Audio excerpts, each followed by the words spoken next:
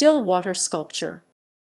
Still water is a 2011 outdoor bronze sculpture of a horse's head by Nic Fiddian-Green, located at Marble Arch in London, United Kingdom. The 33 feet 10 piece was commissioned to replace an earlier and similar, but slightly smaller work, Horse at Water Roman 15. This was installed at the same site temporarily, but then moved to Daylesford, Gloucestershire, the home of Sir Anthony and Lady Carole Bamford, who had commissioned it. In 2012, Fiddian-Green cleaned the sculpture himself, using a cherry picker. Trivia.